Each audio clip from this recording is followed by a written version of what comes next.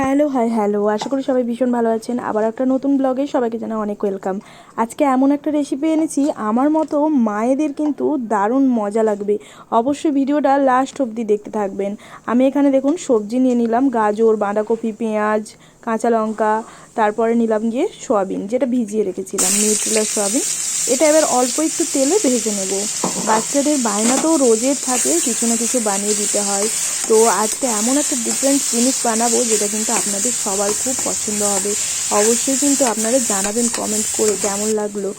আর অবশ্যই বাড়িতে একবার বানিয়ে খাওয়ার টেস্ট করার অনুরোধ রইল। এখানে দেখুন স্বাদ অনুযায়ী লবণ দিয়ে দিলাম, আর তার সাথে অল্প একটু হলুদ গুঁড়ো পাউডার আর কাশ্মীরি রেড চিলি পাউডার। এরপরে দিয়ে দিলাম অরিগ্যানো। তো জানি না, এটা একদম ডিফারেন্ট একটা রান্না হচ্ছে। কী রান্না হচ্ছে সেটা কি কেউ বুঝতে পারছেন?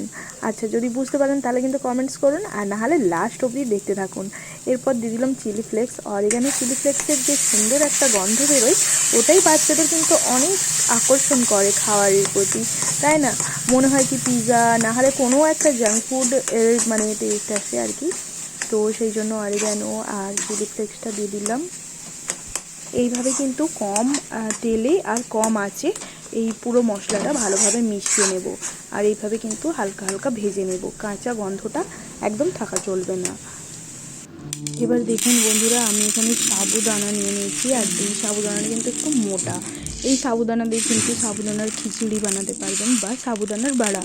তো এই দুটো রেসিপি যদি আপনারা দেখতে চান তাহলে কিন্তু অবশ্যই কমেন্ট করতে হবে, তাহলে কিন্তু আমি এই দুটো রেসিপি নিয়ে চলে আসবো। তো এটাকে ভালো করে গ্রাইন্ডার জারে পাউডার বানিয়ে নিলাম, এবং আমি এটা কিন্তু একটা ডোয়ের আকারে জল দিয়ে মেখে নেব, যেটার ভিডিও ক্লিপটা কোনোভাবে ডিলিট হয়ে গেছে। তারপর মেখে নিয়ে এইভাবে কিন্তু পুর ভরে মোমো শেপে বানিয়ে নেব। আর দেখুন, এটা কিন্তু স্টিম করে নিয়েছি আমি ওই 10 থেকে 15 মিনিট। তারপর তুলতুলে নরম মোমো তৈরি হয়ে গেছে বিনা ময়দা দিয়ে। খেতে অসাধারণ টেস্ট হয়েছিল। এখন আপনাদের সাথে কথা বলতে বলতে ছেলের টিফিনও ভরে নিলাম। তো আজকের এই রেসিপি কেমন লাগলো একটু কিন্তু অবশ্যই জানাবেন। আর যদি এইভাবে মানে টিফিনে না দিয়ে আপনি কিভাবে খেতে পারেন এটা আমি একটু দেখিয়ে দিচ্ছি। ওই মোমোগুলো আমি প্লেটে সাজিয়ে নিয়েছি, আর তারপর কিন্তু এতে একটা তড়কা টাইপের দেব।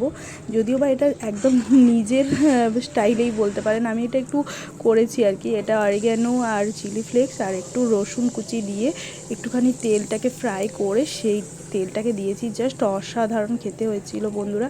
আপনারা কিন্তু একবার হলেও এইভাবে ট্রাই করবেন মোমোস বিনা ময়দা দিয়ে।